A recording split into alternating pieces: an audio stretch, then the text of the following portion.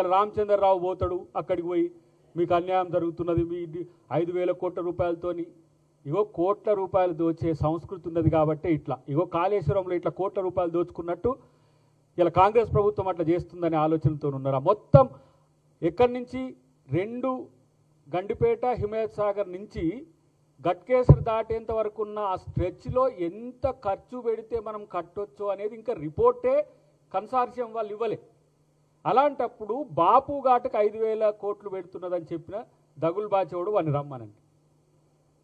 రెండవది, ఈరోజు మీరు మాట్లాడుతున్నట్టుగా కంపెన్సేషన్ అనే అంశంలో వాళ్ళు 2012 నుంచి ఈ వాటర్ బాడీస్తో పాటు 6 కాన్సిక్యూటివ్ మీటింగ్లు పెట్టిండ్రు.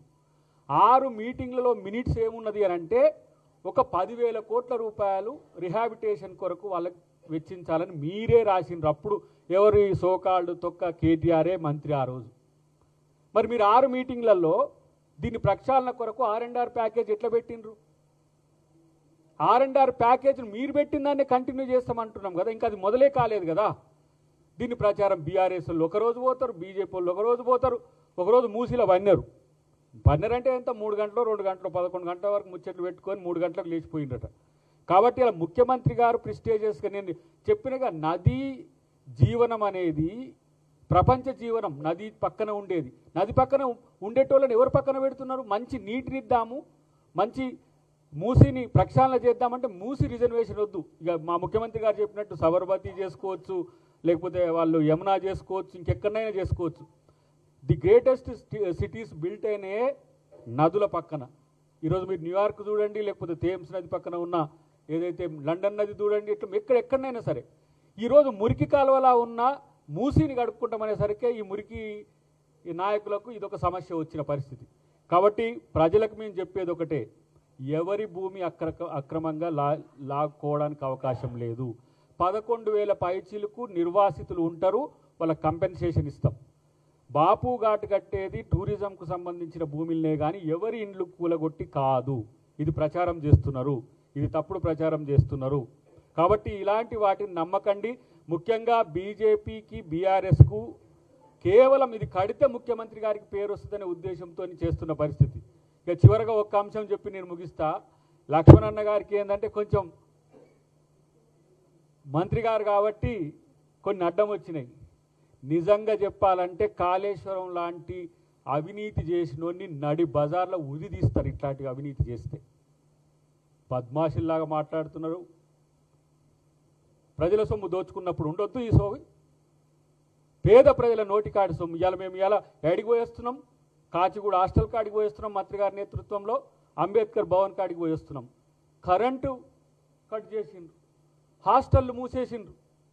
మళ్ళీ కాంగ్రెస్ ప్రభుత్వం వస్తున్నది, అంబేద్కర్ భవన్ను అత్యాధునిక సౌకర్యాలతో ప్రపంచంతో పోటీపడే ఇలా టవర్ అంబేద్కర్ టవర్ను కట్టియడానికి ఒక ప్రయత్నం చేస్తుండు మంత్రి గారు. ఇంత కష్టాల్లో కూడా ఇటువైపు కాచిగూడ హాస్టల్ మేము చదువుకున్నది, నేను మా ముత్తుపల్లి గారు మాలాంటి వాళ్ళం ఎంతోమంది అక్కడి నుంచి వచ్చిన వాళ్ళం. అది అలా దీనస్థితిలో ఉన్నది. ఎస్సీ ఎస్టీ చదువుకునే పిల్లలు పెరిగితే హాస్టల్ మూసేస్తారు దరిద్రుడా. అంబేద్కర్ పేరు మీద ఉన్న భవన్ను ఇలా పడాగుపోయేటట్టు చేసి అక్కడ కనీసం కరెంట్ ఇవ్వకుండా చేసి అక్కడ ఏ విధంగా చేసిందో మీరు చూస్తున్నారు. కాబట్టి మేమంటున్నాం, ఈరోజు బడుగు బలహీన వర్గాల నుంచి ఎదిగిన వాళ్ళు మంత్రివర్గంలో ఉన్నారు, నాయకులు అయినరు, ఎమ్మెల్సీలు ఎమ్మెల్యేలు ఎంపీలు అయినరు. మేమందరం మీ యొక్క అవినీతిని అక్రమాలను చూసి ఈరోజు మా ముఖ్యమంత్రి గారిని అంటుంటే కూడా ఇలా కామ్గా ఉండాల్సి వస్తుంది. ఎందుకంటే ప్రజాపాలన సజావుగా ఉండాలంటే ఈ దరిద్రులతను పెట్టుకోవద్దని. ఇలా ఈ వేదిక మీద ఉన్న ఎవరైనా కేటీఆర్ భాషనో లేకపోతే హరీష్ రావు భాషనో కేసీఆర్ భాషనో మాట్లాడలేక కాదు కదా. అవినీతి చేసి ఈరోజు ప్రజలు మిమ్మల్ని ఏ విధంగా నేలకేసి బండకేసి కొట్టిండ్రో ఆ విధంగా మీరు ఎలా కేవలం ప్రజా సమస్యలు చర్చకు తీసుకురండి, కానీ అబద్ధాలను ఎందుకు ప్రచారం చేస్తున్నారు? 5,000 కోట్లు గాంధీ అని చెప్పి 5,000 కోట్ల విగ్రహం గడతానికి, ఇప్పుడు గాంధీ విగ్రహం గడతానికి కాంగ్రెస్ ప్రభుత్వం అవినీతి చేస్తుందట, 5 లక్షల కోట్లతో గడుతుందని చెప్పిండట. కాబట్టి ఇలాంటి అబద్ధాలు మానేయండి. మీ అవినీతి చిట్టా భవిష్యత్తులో ఇవన్నీ టీజర్లే. నన్ను అడిగితే ఒక ఆయన అన్నాడు, వీళ్ళు ఎందుకు సార్ బయట తిరుగుతున్నారు, ఇంకా ఇట్లాంటి అవినీతి అక్రమాలు చేసిన లెక్కను జైల్లో ఉండాలి కదా అని. అంటే మా ముఖ్యమంత్రికి ఏమో కొంచెం ఉదారత ఎక్కువ. ఎందుకు వాళ్ళకు స్పెషల్గా అరెస్ట్ చేసినట్టే ఒక ఆ ఫామ్ హౌస్లో ఇల్లు కట్టుకొని ఉన్నట్టున్నదా, మా పోలీసులతోనే రక్షణిస్తున్నామని చెప్పి మా ముఖ్యమంత్రి గారు అన్నారు. అయినా కూడా నీ పరివారానికి సిగ్గు రావట్లేదా, నీ కొడుకు నీ అల్లునికి? కాబట్టి తస్మాత్ జాగ్రత్త. అబద్ధాలను ప్రచారం చేస్తే, అదే పనిగా ప్రచారం చేస్తే తగిన మూల్యం ఉంటుందని చెప్పి హెచ్చరిస్తున్నాం. Subscribe us and press the bell icon for more interesting updates.